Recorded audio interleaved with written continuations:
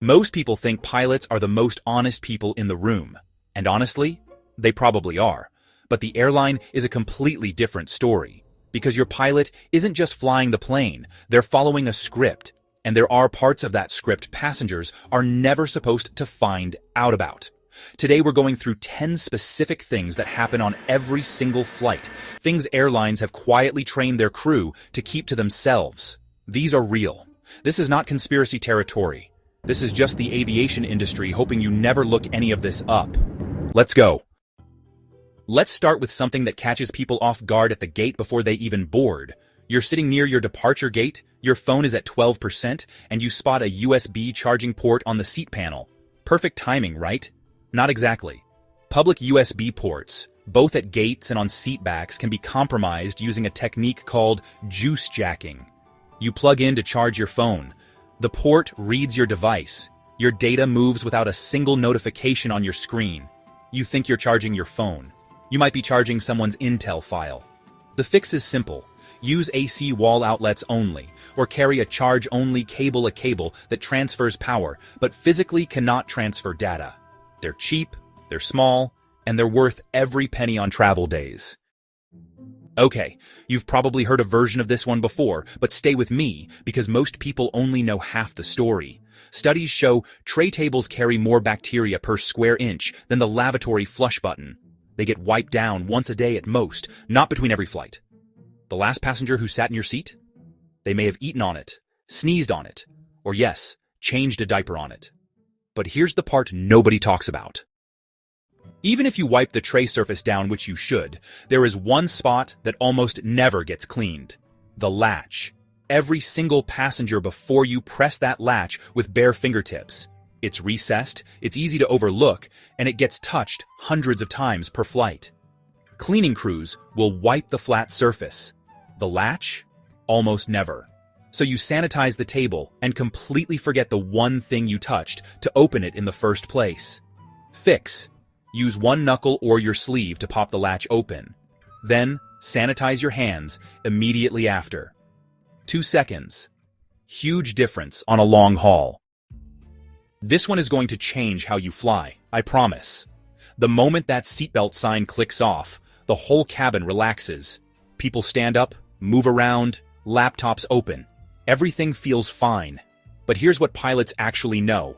The highest turbulence risk window is the 20 minutes after the sign goes off, not during takeoff, not during landing. That calm, quiet cruise phase, that's statistically when unexpected turbulence hits hardest. The sign turning off is a legal minimum. It is not a safety clearance. The habit to build? Keep your seatbelt loosely buckled and visible over your clothing even when the sign is off. It costs you nothing, and it is the single easiest thing you can do to protect yourself mid-flight. This one tends to make people angry, and honestly, that reaction is completely fair. Airlines legally sell more seats than exist on every major domestic route. This is not a glitch. This is not a system error. It is a deliberate revenue model built on statistical no-show rates. The airline knows a certain percentage of booked passengers won't show up. So they oversell to make sure every seat is filled. You were always part of that math. They just never told you. What you can do? Check in the moment your window opens. And know you're denied boarding rights. If you are involuntarily bumped in the US, you are entitled to compensation under Department of Transportation rules. The airlines will not volunteer that information at the gate. Now, you know to ask for it. Show of hands, who has genuinely celebrated landing early? Yeah, same. But here's the reality. Since the 1990s, airlines have been quietly padding scheduled flight times by 15 to 30 minutes on most routes. When your flight arrives early, what actually happened is the padding absorbed whatever delay occurred and the numbers lined up. You were not early, they just told you that. Next time, download FlightAware and check real-time block times against what was scheduled.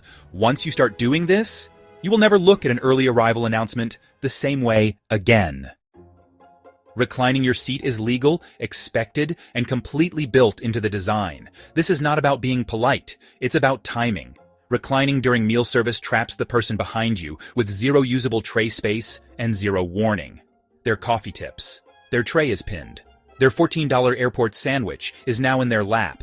One quick check over your shoulder before you recline costs you nothing. Waiting until meal service clears costs you nothing. But getting it wrong can genuinely ruin someone else's flight and probably their mood for the next 3 hours. Flight attendants will walk the aisle before takeoff and landing and ask you to raise your window shade. Most people just do it, but almost nobody knows why. If something goes wrong during takeoff or landing, emergency responders need to see inside the cabin before opening any doors. They're assessing fire, debris, passenger positioning, all through those windows. Your shade being up gives them the information they need to act faster. It is not about the view, it is about what happens when the view suddenly becomes very, very important.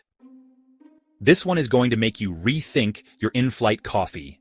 The coffee, the tea, the hot water for instant noodles, and the water from the lavatory tap. All of it comes from the same onboard water tank.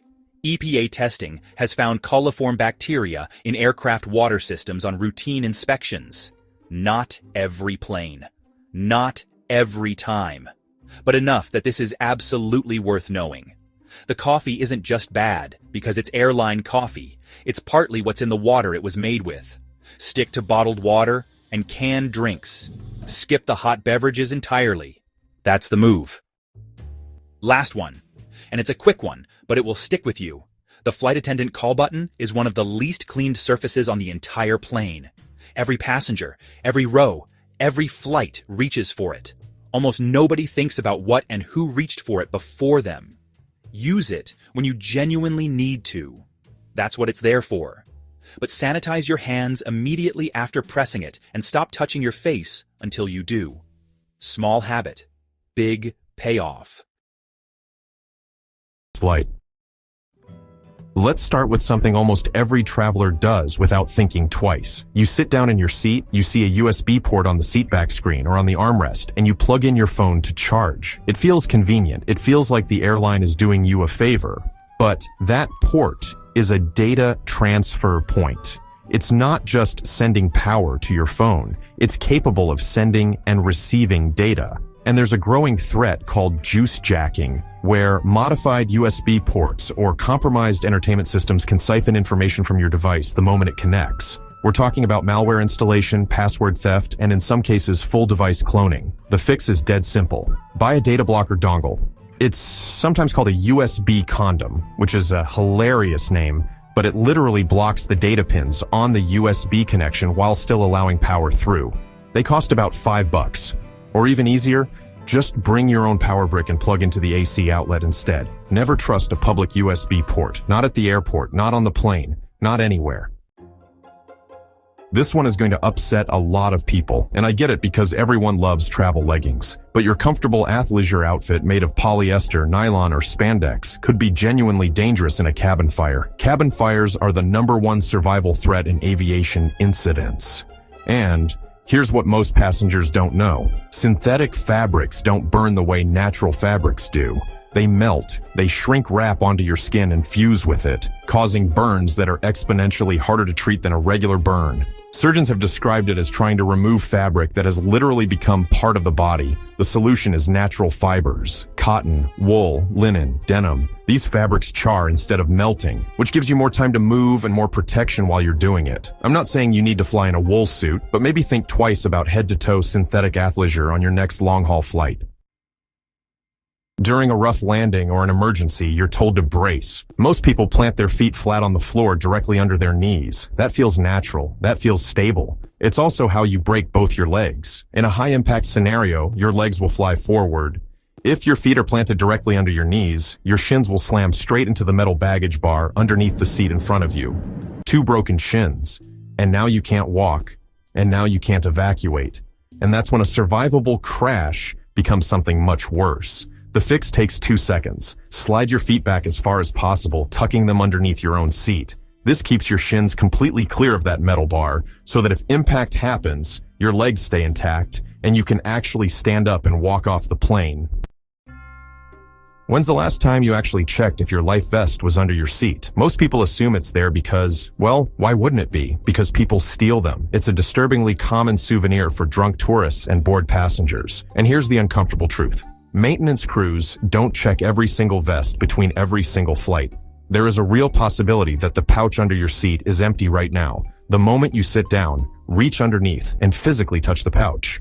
If it feels full and firm, you're good. If it feels flat or empty, tell the crew immediately. Tell them before the door closes. Finding out your life vest is missing while you're evacuating over water is not the time to discover this problem. This one completely changed how I board a plane. When you walk through the cabin door and the flight attendant smiles and says hello, you probably think they're just being polite. They're not. They're scanning you. Flight crews are trained to assess every single passenger as they board.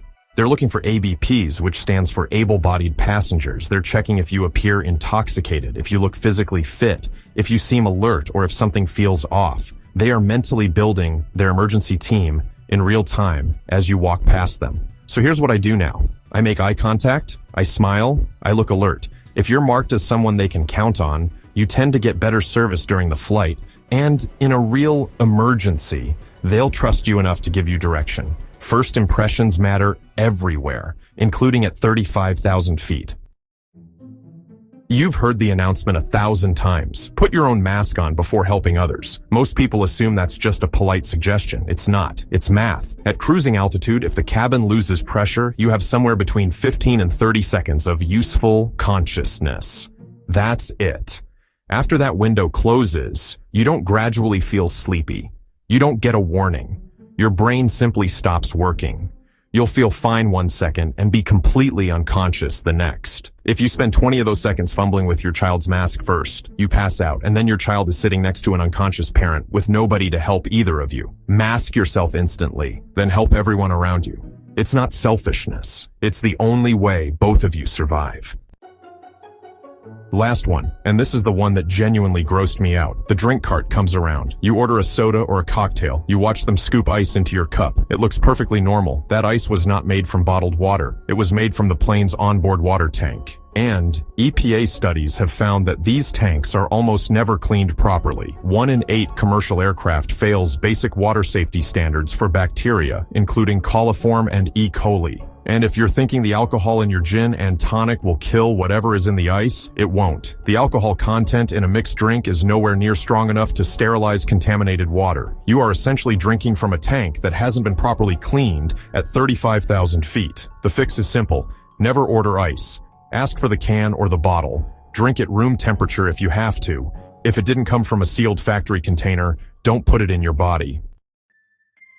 From the clothes that melt to the ice that makes you sick, a lot of what happens on a plane is designed around the airline's efficiency, not your safety. Now you know better, but protecting your body is only half the battle. If you're still carrying cash through airport security, you might be walking into a legal trap that most travelers have never even heard of. I made an entire video breaking down exactly how it works and what to say if it happens to you. I'll put it right here on the screen. Don't forget to hit that subscribe button to join us back here for more travel tips and hacks each week, and I will see you in that next video soon. Bye.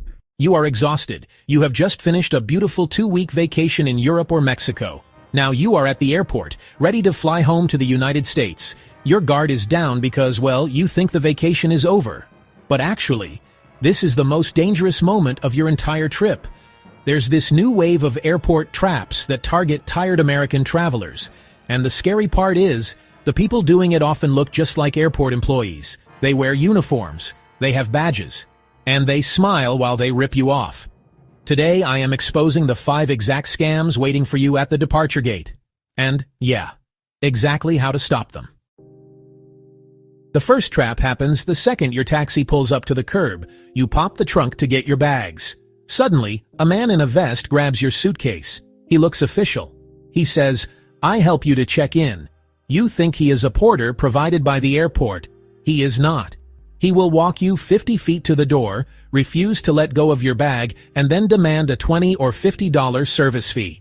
If you refuse to pay, he might cause a scene or refuse to give the bag back, making you panic about missing your flight. Here is the fix. Be rude if you have to. The moment someone touches your bag, you say firmly, "No. Do not touch." Keep your hand on your luggage handle at all times until you hand it to the airline agent behind the desk. Now, you are inside the terminal. It is chaotic. The security line looks like it is 2 hours long. You are nervous. Will I make it to the gate?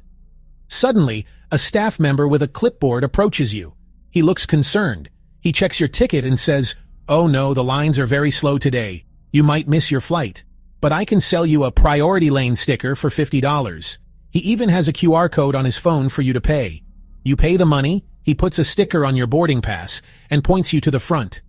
But when you get there, the real TSA agent laughs at you. There is no sticker system. You have been scammed, you are out $50, and you are sent to the back of the line. The rule priority access is only sold at the official airline check-in counter. Never buy it from a guy standing in the hallway. This next one is nasty because it uses the police against you. You have some foreign cash left over, maybe 100 euros or pesos. You see a currency exchange booth before security. They tell you, "Sorry, we are out of US dollars. Go to the booth inside the gate, past security." So, you put the cash in your pocket and walk toward the metal detectors. This is the trap. In some corrupt airports, the exchange guy signals the security guy. When you go through the scanner, the officer pulls you aside. He finds the cash and tells you, it is illegal to export this much local currency. He confiscates it on the spot. It's theft, plain and simple, but he has a badge, so you can't argue. The fix: spend your coins before you leave, or load the cash onto a Starbucks or McDonald's gift card app. Those work globally. Now let's talk about the check-in desk. You weighed your bag at the hotel.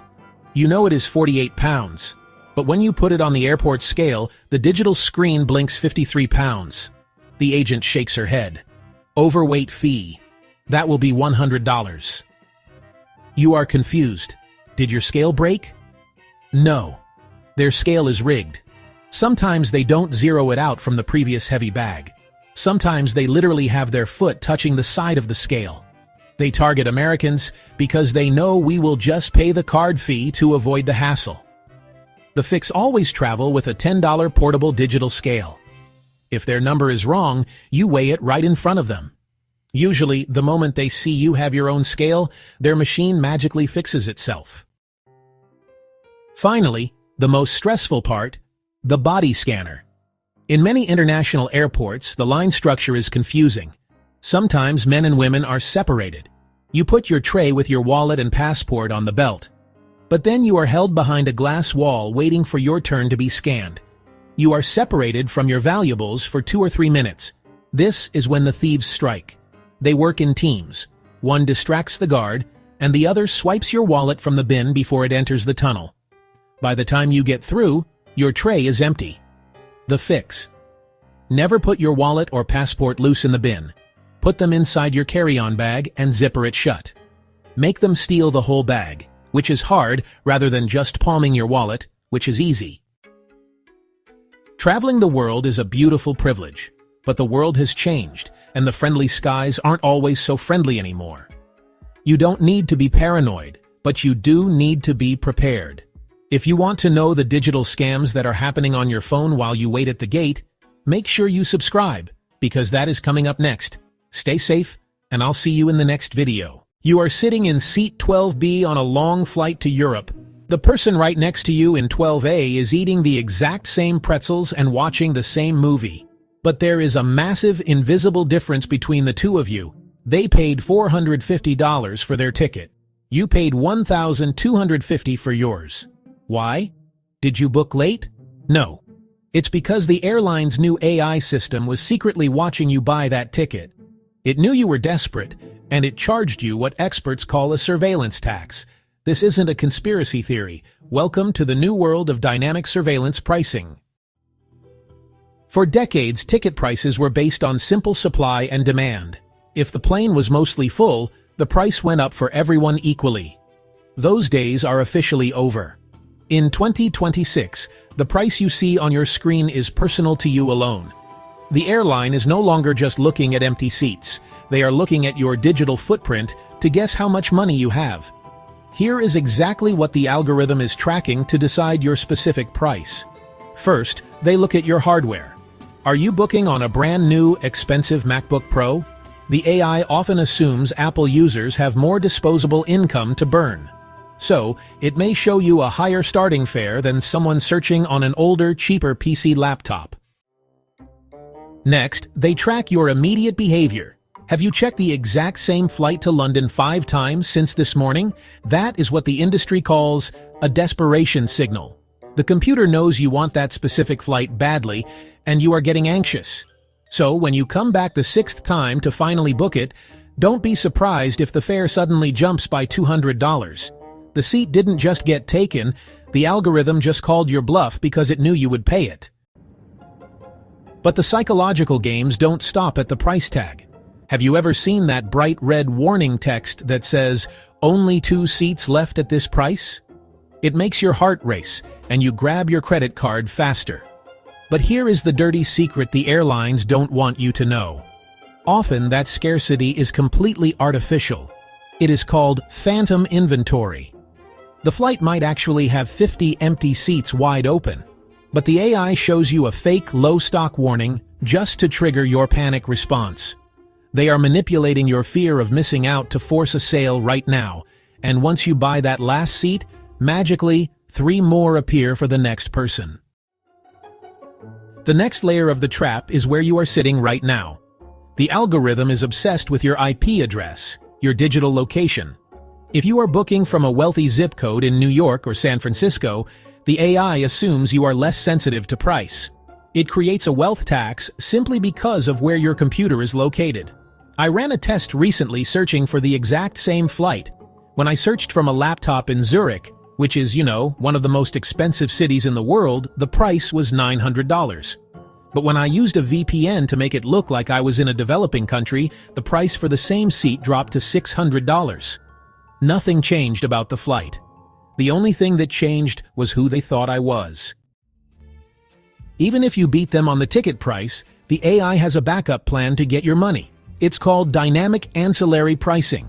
This is the price for your checked bag or your seat selection. You might assume a bag fee is a standard $50 for everyone. Think again.